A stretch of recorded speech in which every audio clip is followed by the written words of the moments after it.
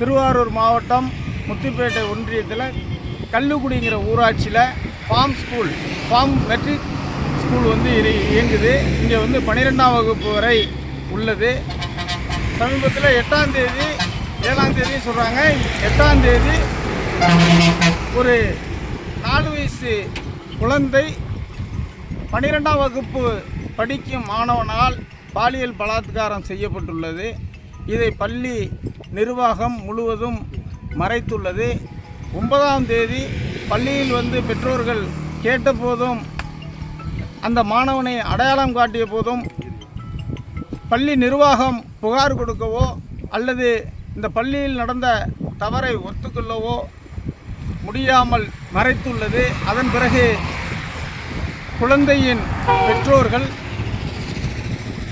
திருவாரூர் மருத்துவக் கல்லூரியில் 10ஆம் தேதி காலையே போய் மருத்துவம் செய்யப்பட்டுள்ளது. மருத்துவர்கள் அந்த குழந்தை பாலியல் ரீதியாக பாதிக்கப்பட்டுள்ளது என்பதையும் கூறியிருக்கிறார்கள். அன்று நமது தமிழக முதல்வர் அவர்கள் திருவாரூர் மாவட்டத்தில் சுற்றுப்பயணத்தில் திருவாரூரில் இருந்த தருணம் மாவட்ட நிர்வாகம் முழுமையாக இந்த தகவலை மறைத்து முதல்வர் சென்ற பிறகு இங்கும் விடுதலை சிறுத்தைகள் கட்சி மற்றும் பல்வேறு இயக்கங்களும் அமைப்புகளும் கட்சிகளும் போராட்டம் நடத்த முன்வந்த பிறகு இந்த வழக்கை துரிதப்படுத்தி நேற்று அந்த மாணவன் சிறைப்படுத்தப்பட்டுள்ளான்.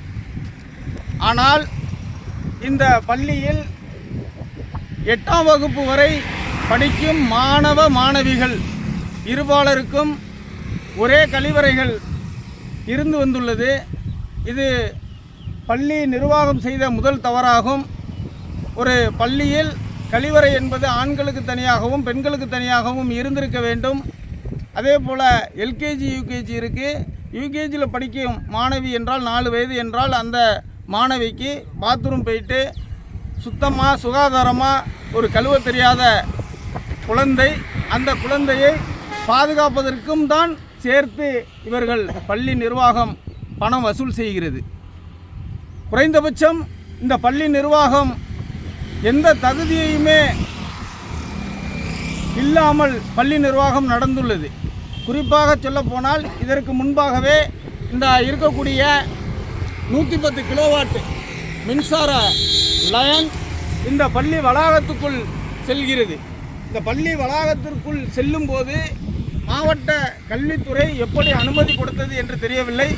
இது உடனடியாக இந்த பள்ளிக்கு கொடுத்திருக்கிற அனுமதியை ரத்து செய்து இங்கே படிக்கக்கூடிய மாணவ மாணவிகளை அரசு பள்ளியில் சேர்க்க வேண்டும் அல்லது அரசு நிர்வாகம் கையில் எடுத்து அரசு நிர்வாகமே இந்த பள்ளியை நடத்த வேண்டும். குறிப்பாக இந்த பள்ளி தாளாளர் மீது வழக்கு பதிவு செய்ய வேண்டும். இந்த பாலியல் சம்பவம் நடந்திருக்கு முதல் குற்றவாளியே இதை அடிப்படை வசதிகளை செய்து கொடுக்க மறுத்து இந்த மாணவிகளை ஒன்றாக கழிவறைக்கு அனுப்பியது முதல் குற்றமாகும். அதனால் முதலில் இந்த பள்ளி தாளாளர் மீது வழக்கு பதிவு செய்து அவரை கைது செய்து நடவடிக்கை எடுக்க வேண்டும் என விடுதலை சிறுத்தைகள் கோரிக்கை வைத்து வருகிற 17ஆம் தேதி மதியம் 3 மணி அளவில் சரியாக 3 மணி அளவில் இந்த பள்ளி நிர்வாகத்தை கண்டித்தும் இந்த பள்ளி தாளாளர் மீது வழக்கு பதிவு செய்து நடவடிக்கை எடுக்க வேண்டும் எனவும்